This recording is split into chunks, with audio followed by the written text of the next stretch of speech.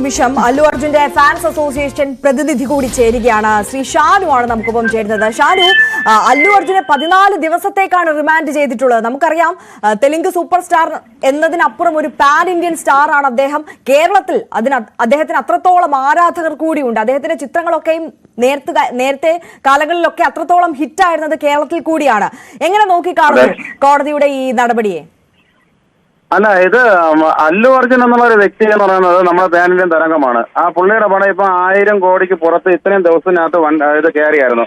ഈ കേരളത്തിൽ അത്ര വിജയമായിട്ടില്ലെങ്കിലും തെലുങ്ക് നാട്ടിൽ അത് ഭയങ്കര ആരാധനയാണ്. ഏറ്റവും കൂടുതൽ ഇത്രയും പടം വിജയിക്കാൻ കാര്യം എന്താന്ന് വെച്ച് കഴിഞ്ഞാൽ അതിൽ ഏറ്റവും ലാസ്റ്റ് അർത്ഥനാരീശ്വരം എന്നുള്ളൊരു വേഷം പുള്ളി ചെയ്തിട്ടുണ്ടായിരുന്നു. അതില് ഒരുപാട് പേര് തിയേറ്ററിൽ ഇരുന്ന ആരാധന മുഖത്ത് അത് കണ്ട് ഒരുപാട് പേര് ഇങ്ങനെ തുള്ളലും കാര്യങ്ങളൊക്കെ ഒരുപാട് വീടുകളിൽ ഞാൻ കണ്ടിട്ടുണ്ട്. കാര്യം അവര് ഭയങ്കര ഭക്തിയായിട്ടുള്ള ഒരു കാര്യം കൂടെയാണ്. പിന്നെ രണ്ടാമത്തെ കാര്യം എന്ന് പറയുന്നത്, ഈ അല്ലു അർജുന് പറയേണ്ട എന്ത് കാര്യം ഉണ്ടെങ്കിലും അല്ലു അർജുൻ എന്ന് പറയുന്നത് എല്ലാ നടന്മാരെ വീഡിയോകളും ഞാൻ കണ്ടിട്ടുണ്ട്. പക്ഷെ ഒരു ഫാൻ എന്നുള്ളതിൽ എനിക്ക് പറയാനുള്ള ഒരു സാധാരണപ്പെട്ട ഒരു മനുഷ്യനാണ് അയാള്.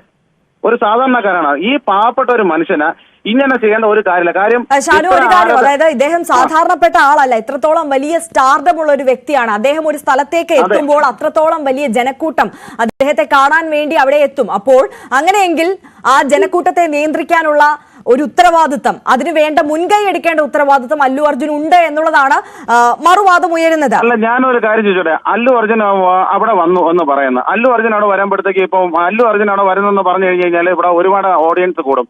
അപ്പൊ അല്ലു അർജുൻ അത് അറിയാതെ വന്നു എന്നാണ് ഇപ്പൊ ഈ പറയുന്ന ചോദ്യം എന്ന് പറയുന്നത്. അപ്പൊ അയാൾ അവിടെ വരുമ്പോഴത്തേക്ക് ഇപ്പം എത്ര ബോഡി ഗാർഡ് ഉണ്ടാകുന്നതിന് ശരി തന്നെയാണ്. ഇപ്പം അല്ലു അർജുന എല്ലാ ഓഡിയൻസിന്റെ ഫ്രണ്ടിലും നിൽക്കുമ്പോൾ ഈ ആരാധന മൂത്ത് ഇപ്പൊ ഞാനായാൽ പോലും ഒന്ന് കയ്യിൽ തൊടാൻ വേണ്ടി ഒന്ന് നമ്മൾ ഒരു ആകാംക്ഷ കാണിക്കും. പക്ഷെ അങ്ങനെ കാണിച്ചു കഴിഞ്ഞാൽ ഈ പറഞ്ഞത് അല്ലു അർജുന് സംഭവിച്ചു കഴിഞ്ഞാൽ ഇതിന് ആര് സമാധാനം പറയും?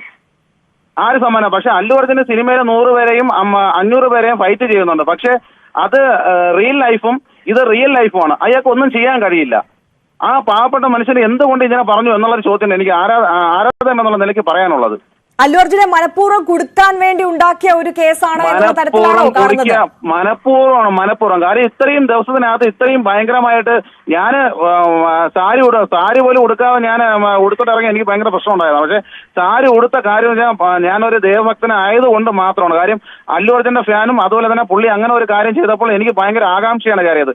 അപ്പൊ പുള്ളി അത് ചെയ്തപ്പോൾ തന്നെ ഒരുപാട് പേര് തിയേറ്ററിലിരുന്ന് ഞാൻ പറഞ്ഞില്ല, നേരത്തെ പറഞ്ഞതുപോലെ ഒരുപാട് ഇത് കാണിച്ചു. പക്ഷെ ഇത് പുള്ളിനെ മനഃപൂർവ്വം തകർക്കുന്നതാണ്. പക്ഷെ ഒരിക്കലും തകർക്കാൻ പറ്റത്തില്ല. കാര്യം ജനഹൃദയങ്ങളുടെ മനസ്സിൽ അല്ലു അർജുൻ എന്നുള്ള ഒരു എന്താ പറയാ, അല്ലു അർജുൻ എന്നുള്ള പേര് അത് നമ്മുടെ മനസ്സിൽ എപ്പോഴും ഉണ്ട്. അതുകൊണ്ട് അദ്ദേഹത്തിനെ തകർക്കാൻ പറ്റത്തില്ല. കാര്യം അല്ലെങ്കിൽ ഒരു കാര്യം ചോദിച്ചോട്ടെ, അല്ലു അർജുൻ ആരെയും വിളിച്ചിട്ടില്ലല്ലോ, അവരെ ഇടിച്ചു കയറിയതല്ലേ, അല്ലെങ്കിൽ അവരെ സേഫ് അവർ നോക്കണ്ടേ? ഇപ്പൊ ഞാനായിരുന്നാലും ശരി തന്നെയാണ്. ഇത്രയും ക്രൗഡ് വരുമ്പോഴത്തേക്ക് നമ്മൾ പോകുമ്പോഴത്തേക്ക് ആലോചിക്കണം, പല കാര്യങ്ങളും സംഭവിക്കുക എന്നുള്ളൊരു കാര്യം നമ്മൾ മനസ്സിലാക്കണം. അപ്പോൾ എന്തുകൊണ്ട് അവരത് തീരുമാനിച്ചില്ല? ഇത്രയും ക്രൗഡ് വരുമ്പോൾ നമ്മൾ വീണ് കഴിഞ്ഞാൽ നമുക്ക് അത് മരണം സംഭവിക്കുന്ന അവർ മനസ്സിലാക്കാത്തത്. ഈ അല്ലു അർജുന് എന്തെങ്കിലും ചെയ്യാൻ പറ്റുമോ? ഇത്രയും ക്രൗഡ് വരുമ്പോൾ ഇത് നേരെ തിരിച്ച് അല്ലു അർജുനാണ് ഇത് സംഭവിച്ചതെങ്കിൽ ആരെങ്കിലും എന്തും പറയാൻ പറ്റുമോ? ഇത് തികച്ചും പൊളിറ്റിക്സ് ആയിട്ടുള്ള കാര്യങ്ങളായിരിക്കും. ഷാനു, എന്തായാലും 14 ദിവസത്തേക്കാണ് റിമാൻഡ് ചെയ്തിട്ടുള്ളത്. ഇപ്പോൾ തെലങ്കാന ഹൈക്കോടതിയിൽ മറ്റൊരു ഹർജി കൂടി നിലനിൽക്കുന്ന സാഹചര്യം കൂടിയുണ്ട്. അതുകൂടി പ്രതികൂലമായാൽ ഒരുപക്ഷെ ജയിലിലേക്ക് പോകേണ്ട സാഹചര്യം തന്നെയാണ്. അങ്ങനെയെങ്കിൽ അങ്ങനെ ഒരു സാഹചര്യം വന്നാൽ ഞാൻ ഒരു മലയാളി എന്നുള്ള നിലയ്ക്ക്, ഞാൻ അല്ലു അർജുൻ ഒരു ഫാൻ എന്നുള്ള നിലയ്ക്ക് നല്ലൊരു പച്ചയായ ഒരു മനുഷ്യനെ ഇങ്ങനെ ഇല്ലാതാക്കിയത് കൊണ്ട് ഞാൻ ഉടുവസ്ത്രം പോലും ഇല്ലാതെ ഞാൻ അവിടെ കിടന്ന് ഞാൻ ആടും. ഞാൻ അവിടെ വന്ന് ഞാൻ നിൽക്കും. അത് എന്റെ ഒരു ഇതാണ്. അല്ലു അർജുൻ ഒരു മനുഷ്യ സ്നേഹിയാണ് ഞാൻ സ്നേഹിക്കുന്നത്. നമ്മളെ സാമൂഹികമായി അങ്ങനെ നോക്കുമ്പോൾ അങ്ങനെയൊക്കെ ചെയ്യുന്നത് തെറ്റല്ലേ ഷാനു? തെറ്റാണെന്ന് വെച്ച് കഴിഞ്ഞാൽ എന്തുകൊണ്ടാണ്? അല്ലെങ്കിൽ അവർ മനസ്സിലാക്കാത്തത്, അല്ലെങ്കിൽ ഇത്രയും ക്രൗഡ് വരുമ്പോഴത്തേക്ക് അവർക്ക് അറിയില്ലേ? അല്ലു അർജുൻ എന്ന് പറഞ്ഞ ഒരാൾ ഇത്രയും പാൻ ഇന്ത്യൻ തരംഗമായി, അപ്പൊ അയാളെ തകർക്കാനല്ല ഇത് വീണ്ടും കുത്തിക്കൊണ്ട് അത് പോട്ട്. എന്നിട്ട് ആ ഒരു മനുഷ്യൻ ആ ഒരു കുടുംബത്തിന് വേണ്ട കാര്യങ്ങൾ സഹായിക്കാന്ന് പറഞ്ഞു. ഈ പറയുന്ന ഞാനൊരു സാധാരണക്കാരാണ്. ഞാൻ സമ്പാദിച്ചാൽ പോലും എനിക്കൊരു 10-15 ലക്ഷം രൂപ പോലും എന്റെ കുടുംബത്തിന് എനിക്ക് സമ്പാദിക്കാൻ പറ്റത്തില്ല എന്റെ മരണകാലം വരെ. പുള്ളി അതിനെക്കാട്ടി കൊടുക്കാന്ന് വരെ പറഞ്ഞിട്ടുണ്ട്. കാര്യം എന്താണ്? അയാൾ തെറ്റുകാരനല്ല.